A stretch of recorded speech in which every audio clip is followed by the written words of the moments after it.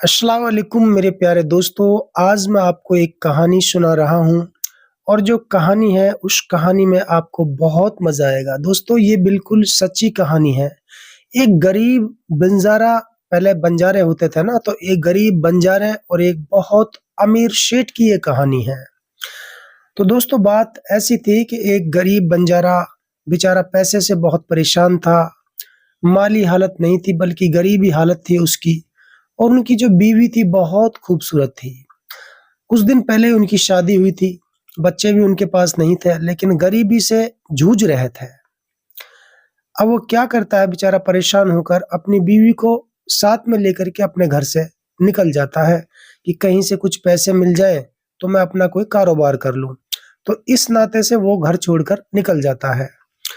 तो दोस्तों रास्ते में एक दुर्बेश यानी एक फकीर उनको मिलता है, बेचारा जंगल में बैठा हुआ। उस फकीर को देख करके उसके पास चले जाते हैं और वो समझ जाते हैं कि ये कोई पहुंचा हुआ इंसान है।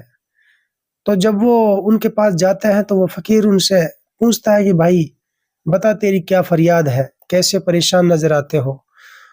तो बंजारा फरियाद करता है कि बाबा हम बहुत गरीब हैं और दुखी हैं, धंधे से बहुत परेशान हैं, खाने कमाने का कोई जरिया नहीं है, घर में खाने पीने को कोई सामान भी नहीं है, कुछ दिन पहले ही शादी हुई थी, घर चलाना बड़ा मुश्किल है, ये मेरी बीवी है, तो हम दोनों कमाने के वास्ते घर से निकले हैं, तो मुझे कुछ पैसे चाहिए, क्या मुझे मिल सकते हैं उधार कहीं से।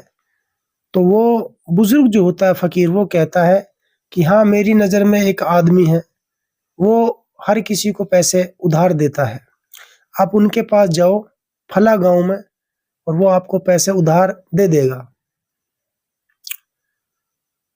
तो दोस्तों वो फिर बाबा की ये दुआ लेकर के वहां से चले और चलते चलते उस गांव में पहुंच जाते हैं, जिस गांव में बहुत बड़ा एक सेठ रहा करता था। तो उनने तो उस सेठ के दरबार में पहुंच करके उन्होंने फरियाद की सेठ से कि भाई हमें कुछ पैसे चाहिए, कुछ दिन के लिए हम अपना कोई कारोबार करना है, हमें अपना कोई कारोबार करना है। तो सेठ ने जैसे ही उस गरीब बंजारे को, उस फटीचर बंजारे को देखा और उसके साथ में खड़ी एक बहुत ही नहायत खूबसूरत हसीना, उसे देख करके उसके मुंह में पानी आ गया था। तो सेठ मन ही मन ललचा रहा था कि किसी प्रकार से इससे इस लड़की को हड़पना है। तो सेठ ने कहा कि भाई मैं पैसे तो आपको दे दूंगा, लेकिन पैसे मैं ऐसे नहीं देता हूँ, पैसे के बदले में मेरे पास कोई चीज रखनी पड़ती है, अपना कोई माल रखना पड़ता अमानत के तौर पर।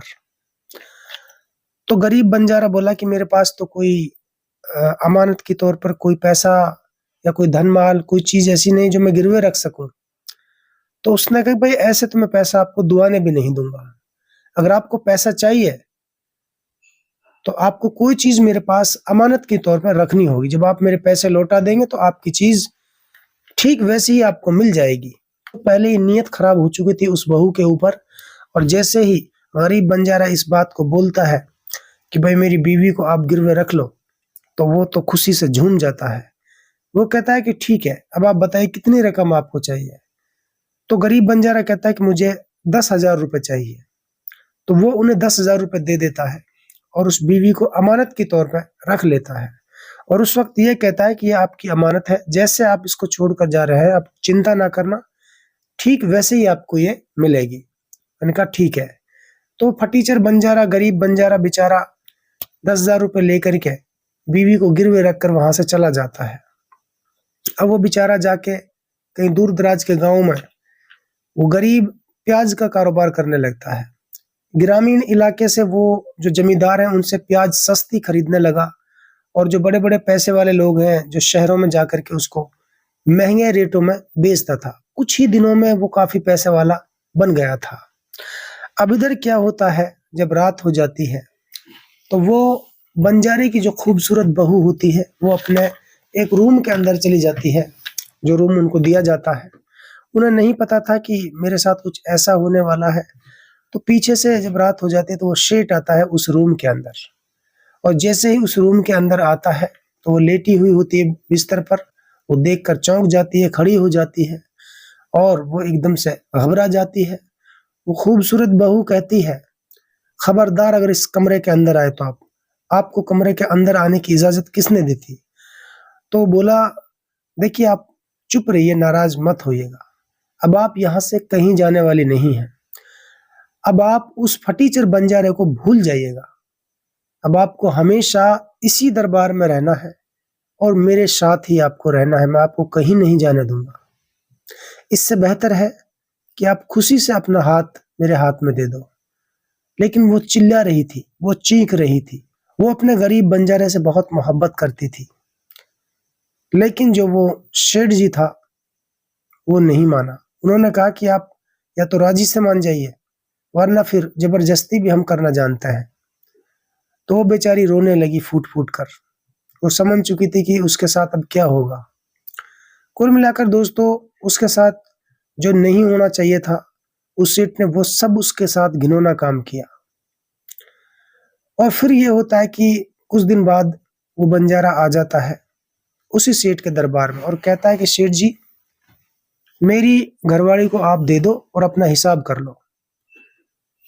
तो सेठ जी कहाँ उस घरवाली को देने वाला था। वो घरवाली तो बहुत खूबसूरत थी। तो सेठ ने कहा कि भाई देख, ऐसा है, तेरी जो घरवाली थी वो बीमार हो गई थी। 2 महीने तक उसका इलाज भी खूब कराया था, लेकिन वो इंतकाल कर गई। वो अब इस दुनिया में नहीं है। अब हम क्या ही कर सकते थे। अब आपकी बीवी को मैं जिंदा तो नहीं कर सकता, वो तो गुजर गई। तो बंजारा बेचारा एकदम से सर पकड़कर बैठ गया। उन्हें चक्कर आने लगा। वो फूट फूट कर रोने लगा और कहने लगा कि ठीक है भाई, अगर वो मेरे साथ भी रहती तो वो बीमारी तब भी उसको आती। मौत तो बरहक है। तो बेचारा ऐसे फूट फूट कर रोने लगा और वो वहां से चला गया। दोस्तों, जाने के बाद फिर वही सिलसिला जारी। वो सेठ फिर उस कमरे में चला जाता है उस खूबसूरत बहू के पास और अपना वही करतूत चालू रखता है। हालांकि वो ना चाहते हुए भी बेचारी सब कुछ कर रही थी उनके साथ, क्योंकि वो मजबूर थी और जबरदस्ती उसके साथ ये तमाम गलत काम को अंजाम दिया जा रहा था। अब दोस्तों, कुछ दिन बाद जैसे वो गरीब बंजारा जा रहा था अपने गांव की ओर, तो उसी जगह पर जो फकीर पहली दफा उनको मिला था, फकीर दुर्बेश, उसी जगह पर बैठा मिला। तो उसके दिल में ख्याल आया कि ये तो वही बुजुर्ग है। तो वो फिर उसके पास जाकर बैठ गया। दोस्तों, जब वो जाकर के बैठ गया तो बुजुर्ग कुछ कुल कलाम पढ़ रहा था। अपना काम पूरा करने के बाद बोला कि बताइए क्या परेशानी है। उन्होंने उस बंजारे को पहचान भी लिया था बुजुर्ग ने। तो रोने लगा। उसने पूरी दास्तान बुजुर्ग को सुना डाली कि ऐसे ऐसे मेरी बीवी के संग ये सब हुआ है। अब वो कहता है कि उसका इंतकाल हो गया है। तो उस बुजुर्ग ने कहा कि आपकी जो बीवी है वो जिंदा है, वो अभी मरी नहीं है और वो उसी सेठ के घर में है। सेठ उनको जबरदस्ती बंधक बना करके रखता है, बीवी बनाकर रखता है। वो उसको देना नहीं चाहता है। उसकी नीयत फिसल चुकी है उस औरत के ऊपर। तो वो फिर रोने लगा, कहने लगा बंजारा कि मुझे मेरी बीवी चाहिए, लेकिन वो कैसे मिल सकती है, वो देने को तैयार नहीं है। वो बहुत पैसे वाला आदमी है, मुझे मरवा देगा। तो बुजुर्ग कहता है कि भाई अब एक ही रास्ता है कि आपको बादशाह के दरबार में जाना पड़ेगा। बादशाह बहुत ही इंसाफ परस्त बादशाह है। आप जाके बादशाह के दरबार में अर्जी लगाइए कि ऐसे ऐसे मामला है और मैं इस चीज का दावा करता हूँ कि आपकी बीवी मरी नहीं, वो जिंदा है। जाओ और आप इसी बात पर अड़े रहना। तो दोस्तों, वो वहां से चला जाता है बादशाह के वहां। बादशाह से अर्जी लगाता है तो बादशाह फौरन उस सेठ को तलब करता है, बुलवाता है। उससे पूछा जाता है भाई ये क्या माजरा है, इसकी बीवी को तुम क्यों नहीं देते हैं। तो उसने कहा जी मेरी इसकी जो बीवी थी बीमार हो गई थी और ऐसे से वो इंतकाल कर गई। ठीक है, बादशाह ने कहा मान लेते हैं इनका इंतकाल कर गई, मान लेते हैं इंतकाल कर गई, लेकिन इसके मुझे गवाह चाहिए। कम से कम 4 गवाह ऐसे पेश करो जो ये कहें कि भाई हाँ वो इंतकाल कर गई। तो दोस्तों, सेठ जी अपने दरबार से अपने सिपाहियों को बुलाता, अपने लोगों को बुलाता है और उनमें से 4 गवाह बना देता है। बादशाह के सामने झूठे गवाह बना देता है और वो गवाह कहते हैं कि भाई हम गवाही देते हैं कि वो जो बंजारे की बीवी थी वो मर चुकी थी, हमने उनको दफनाया है कब्र के अंदर, हम उसके जनाजे को लेकर के गए हैं। तो बादशाह ने कहा कि देख लो तुम्हारे पास समय है, झूठ मत बोलो। नहीं नहीं, हम झूठ नहीं बोल रहे, हमने ही उनको दफनाया था। तो बादशाह ने कहा कि फिर तो तुमने उनका पूरा नंगा बदन भी देखा होगा, जबकि शरीयत में यह है कि गैर आदमी किसी महिला को नहला थोड़ी सकता है, कपड़ा या कफन थोड़ी पहना सकता है। तो ये तो आपने बहुत बड़ा पाप किया है, और ऐसा अगर आपने किया होगा तो शरीयत के हिसाब से कम 10 साल की सजा या फिर मौत की सजा आपको मिल सकती है। मौत का नाम सुनकर वो चारों झूठे गवाह घबरा जाते हैं,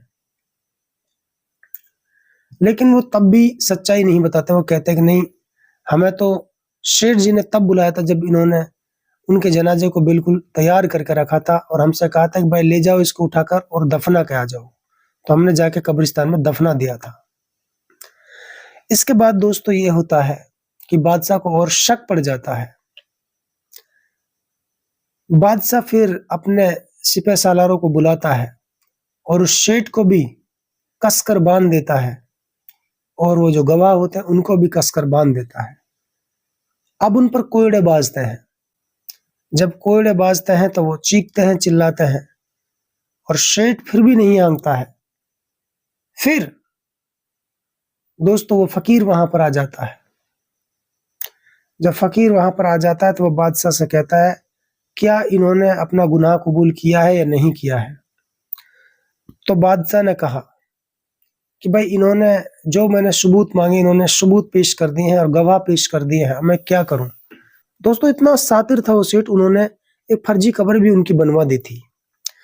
तो फिर जो फकीर दुर्बेश था उन्होंने बादशाह से कहा कि आप मुझे केवल 24 घंटे के लिए बादशाह बना दो, और फिर आप देखना आप ही के सामने मैं इंसाफ करता हूं। और वो महिला अभी जिंदी है, वो इन्हीं के घर में है, वो महिला मरी नहीं, वो जिंदी है। और देखिए मैं दूध का दूध और पानी का पानी करता हूँ। तो बादशाह उन्हें 24 घंटे के लिए, कुछ घंटे के लिए बादशाहत दे देता है। और अब केस फिर से शुरू होता है। 4 गवाह और एक उनका सेठ जी जो होता है, दोस्तों उनके ऊपर एकदम से फरमान जारी करता है कि सेठ जी और सेठ के जो गवाह हैं उनको सजाए मौत की, उन्हें मौत की सजा सुनाई जाती है। उन पांचों को मौत की सजा सुनाई जाती है। लेकिन उससे पहले वो फकीर कहता है उस सेठ से, उस अमीर सेठ से कि देखिए तुम्हारे पास आखिरी वक्त है, अभी भी तुम सच उगल दो, और जो वो बीवी है इस गरीब बंजारे की उसे लाकर दे दो, मुझे पता है वो जिंदा है। अब तुम्हें मौत की सजा तो हम सुनाने वाले हैं। वो सेठ जी मौत का नाम सुनकर घबरा जाता है और वो 5 मिनट की मोहलत मांगता है और अपने दरबार में जाता है और उस बहू को लेकर के आता है और बादशाह के दरबार में हाजिर कर देता है। दोस्तों जब बादशाह के दरबार में उस बहू को हाजिर कर दिया, वो बहू बंजारे को देख करके फूट फूट कर रोने लगी और उनके गले लग जाती है। तो दोस्तों इस तरह की आज ये कहानी है। कुछ लोग इतने गंदे होते हैं जो किसी की बहन बेटी पर, बहू बेटी पर नजर डालते हैं और खुद को इतना गिरा देते हैं, इतनी नीच हरकत करते हैं कि तमाम मर्यादाओं को भूल जाते हैं, इंसानियत की जो सीमाएं होती हैं उनको भी लांघ जाते हैं। लेकिन दोस्तों बादशाह का कुछ वक्त बचा हुआ था, तो एक फैसला और लेता है। जो फकीर बुजुर्ग था वो कहता ही भाई ठीक है, आपने इस महिला को तो, इस गरीब बंजारे की बहू को तो वापस लौटा दिया है, हमने आपको वचन दिया था कि आप लौटा दो, हम आपको छोड़ देंगे, लेकिन फिर भी आप पांचों को झूठ बोलने और बरगलाने किसी की बहू बेटी को अमानत की तौर पर रखते हैं और उसको फिर जबरन उसके साथ वो तमाम गलत चीजें करते हैं। ऐसे में अब तुम पांचों को 2.5 साल की सजा सुनाई जाती है। उस सेठ को और उसके झूठे 4 गवाहों को 5 2.5 साल की सजा सुनाई जाती है, और जो वो बहू होती है वो दे दी जाती है उस गरीब बंजारा के लिए। वो गरीब बंजारा उस बुजुर्ग के लिए और बादशाह के लिए सलाम करता है और उन्हें दिल से दुआ देता है और उनसे आशीर्वाद लेकर अपनी बीवी को साथ में लेकर के वो अपने गांव की तरफ लौट जाता है और अपनी बीवी को बताता है कि मैंने बहुत सारा पैसा कमा लिया है, मैंने प्याज का धंधा किया था। उनकी जो बीवी है वो ये बात सुन करके बहुत खुश हो जाती है। यदि आपको ये कहानी अच्छी लगे दोस्तों तो आप कमेंट बॉक्स में अपनी प्रतिक्रिया जरूर दें, ताकि हमारा हौसला बढ़े और हम अगली वीडियो फिर आपको इसी प्रकार से लेकर के आए। दोस्तों फिलहाल इन्हीं चंद शब्दों के साथ अब आपसे चाहता हूँ इजाजत। फिलहाल इस अंक में इतना ही। अब आप मुझे दीजिए इजाजत। जय हिंद, जय भारत, अस्सलाम वालेकुम, अल्लाह हाफिज। दोस्तों यदि आप हमारी इस वीडियो को फेसबुक पेज पर देख रहे हैं तो हमारे पेज को लाइक कीजिए, शेयर कीजिए। यदि इस वीडियो को यूट्यूब पर देख रहे हैं तो हमारे चैनल को सब्सक्राइब कीजिए और बेल आइकन घंटी को दबा दीजिए।